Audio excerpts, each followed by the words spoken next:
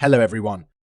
There's a new leak from top journalist Jacob Steinberg of The Guardian News reporting that Manchester United have decided to sack manager Erik Ten Hag after the FA Cup final against Manchester City.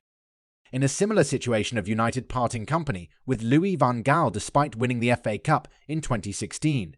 It is understood that even beating City at Wembley on Saturday will not save Ten Hag.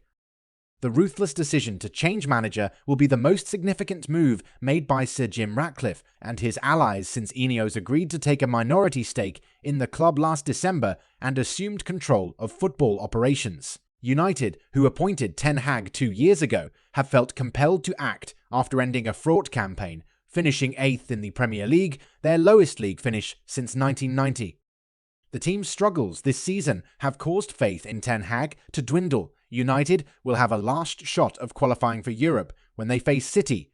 Causing an upset against the champions would earn a place in the Europa League, but the hierarchy do not want to make a decision based on one game.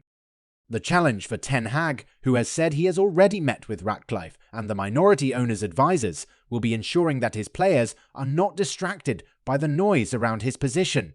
For United, the focus will soon switch to picking a replacement for the former Ajax manager. They are considering Thomas Tuchel, Mauricio Pochettino, Ipswich Town's Kieran McKenna, England's Gareth Southgate, Graham Potter and Brentford's Thomas Frank.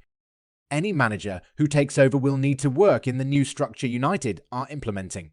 Ratcliffe's close advisors include Sir Dave Brailsford, the acting chief executive Jean-Claude Blanc, and the technical director Jason Wilcox. Omar Berrada is due to take over as chief executive, Dan Ashworth as sporting director.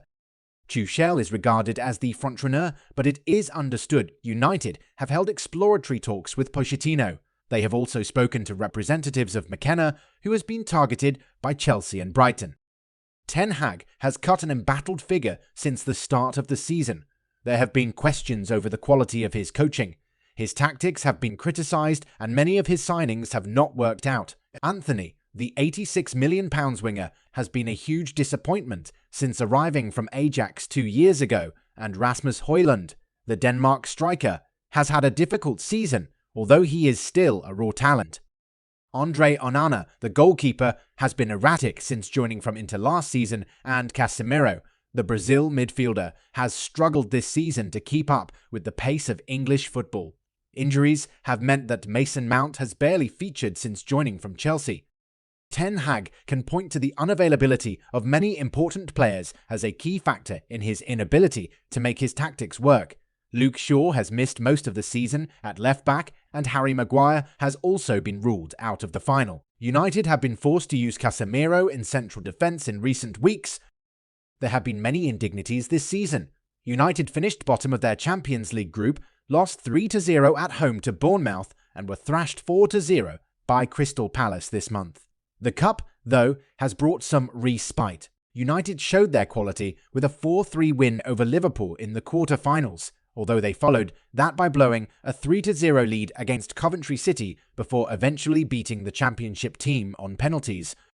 United continue to state that no decision has yet been made on Ten Hag's future.